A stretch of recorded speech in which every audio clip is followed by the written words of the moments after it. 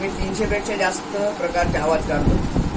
सिरियलमध्ये विठू माऊली serial, drama कंपनीमध्ये episode number 34, त्याच्यानंतर 98.2 FM radio Aurangabad यांच्यासोबत इव्हेंट केलेत आणि सध्या लेटेस्ट नागपूरमध्ये जे आदिवासी समाज आहे तर नागपूर आकाशवाणीमध्ये मी त्याच्याबद्दल प्रोग्राम केलेला आहे.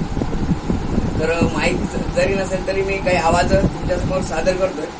तर माझी खासियत आहे मित्रांनो, मी विविध वाद्यांची आता तुम्ही भरपूर आठी बघितल्याच ना, माणसांची किंवा पशुपक्ष्यांचे आवाज काढतो, तर मी विविध वाद्यांचे आवाज काढतो. तर सुरुवातीला जसं आपले राष्ट्रसंत तुकडोजी महाराज आहेत तर ते खंजीर नावाचं वाद्य वाजवायचे. तर खंजीर या वाद्याची झलक मी आपल्यासमोर सादर करतो. खंजीर वाद्य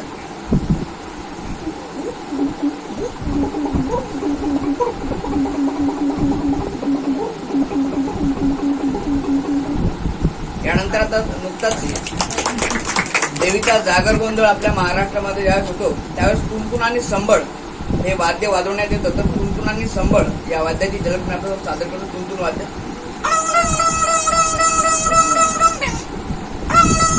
यानंतर देवीची संबळ,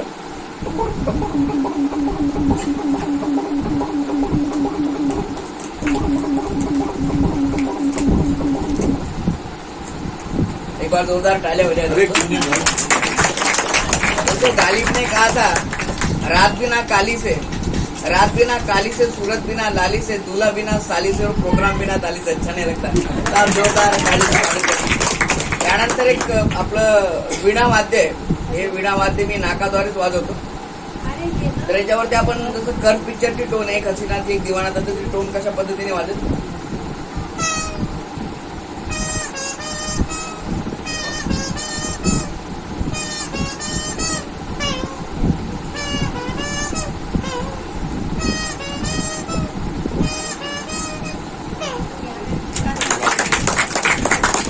अजून एक वाद्य त्याला आपण रुद्रवीणा असं वाद्य म्हणतो. तर हे वाद्य साक्षात भगवान शिवशंकरांनी निर्माण केलेलं वाद्य आहे. तर या रुद्रवीणाला दोन मोठमोठे भोपळे असतात आणि त्याचा एक उग्र असा ध्वनी निर्माण होतो. तर याच्यावरती शिवतांडव स्तोत्र जे कशा पद्धतीने वाजल रुद्रवीणा वाद्यावरती.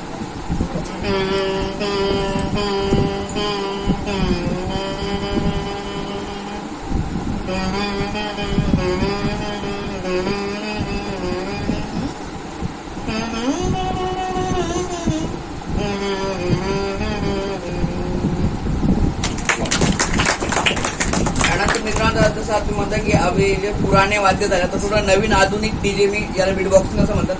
तर याच्यामध्ये एका वेळेस 2 आवाज निघतात. तर याला मी ॲम्ब्युलन्स डीजे असं नाव दिलंय. तर याच्यामध्ये तुम्ही बघू शकता जसं डीजे जो असतो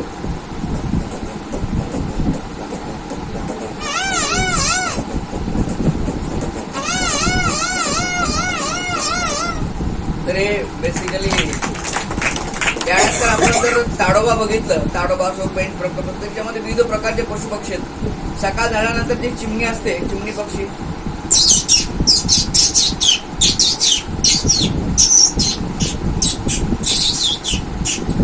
चिमणीने चूचू केल्यानंतर कोंबडा सकाळी सकाळी बाग देतो. कोंबड्याने बाग दिल्यानंतर कोंबडी त्याला निष्फळ देते.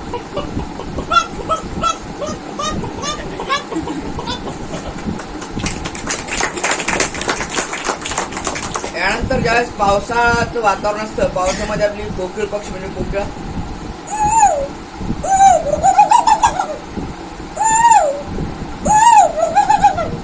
त्यानंतर पाऊस पडल्यावर जो मोर पक्षी आहे,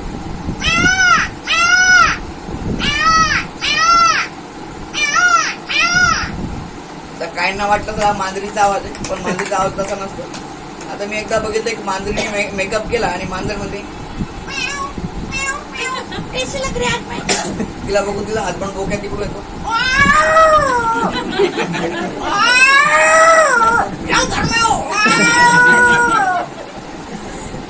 यानंतर मित्रांनो शहनाई वाद्य म्हणजे आपल्या भारतामध्ये मंगल प्रसंगी शहनाई वाद्य वाजवण्यात येतो. शहनाईचा आवाज आहे.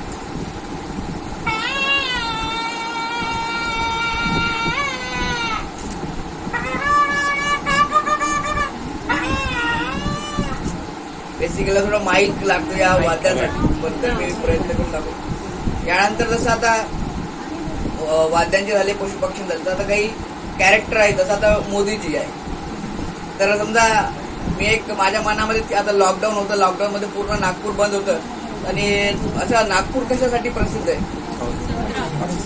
सत्र अजून कशासाठी प्रसिद्ध आहे आपलं नागपूर? तर्री पोहे, अजून सावजी, अजून कर्रा, कच्ची बाबुलच्या कर्रा. तर मी नवीन नागपूरमध्ये आता माझ्या मनामध्ये विचार आला की मोदीजींनी अनाउन्समेंट केलं की नागपूरमध्ये खर्रा बंद होणार, तर ते कशा पद्धतीने तो ऍक्ट मी तयार केलं. तर मोदीजी, नमस्कार, आज रात 12 बजे नागपुर में कच्ची बाबुल का खर्रा बंद हो जाएगा भाइयों, क्योंकि मैंने देखा नागपुर का यो खर्रा खाते हैं और पिचकारे मारते हैं भाइयों. तर ही खबर नागपूरमध्ये पूर्ण फैलली आणि तलब लागले आपले मराठी कलाकार निळू फुल्यांना. मराठी माणसाचं झालं आणि पानटपीचं झालं वाड्याला मायला सोबत करा. त्यानंतर सर्वांचे लाडके मराठी कलाकार मकरंद अनासपुरे. अगं बबुआ, मला माहितच होतं जीएसटी घरी स्टॉक ठेवा. त्यानंतर मी विचार केला नागपूर के शोले अगर पिक्चर बनेल तर तो सीन कशा पद्धतीचा असेल. ठाकूरचे दोन्ही हात वरती बांधलेले आणि गब्बरची एंट्री होती बॅकग्राऊंड म्युझिक सोबत.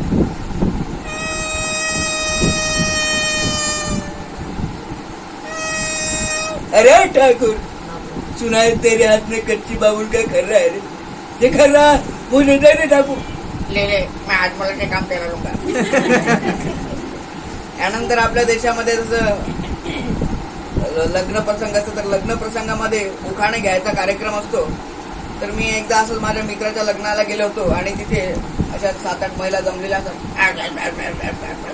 तिथे एक म्हातारी बाई असते. ते रिवाजाप्रमाणे नवीन नवरीला उखाणा घ्यायला लागतं.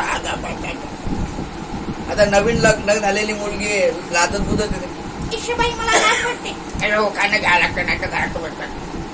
पण ती उखाणं घेते. पप्पी नाही दिली म्हणून हे बसले रुसून, पप्पी नाही दिली म्हणून हे बसले रुसून, रावणचं नाव घेते नाकाचं शिंबूड पुसून. असा उखाणा घेतला घेतला ती म्हातारी गावाकडे चालले जाते. त्यानंतर मित्रांनो, माझं हे जो ऑब्झर्वेशन आहे, आता आपण जर ताडोबामध्ये बघितलं तर ताडोबामध्ये रात्र झाल्यानंतर ही जी डबक्यामध्ये बेडकं असतात कशा पद्धतीने आवाज करतात आणि कोल्हे कुईची रात्री आणि जंगलाचा राजा जो वाघ आहे तो शिकारीसाठी निघतो.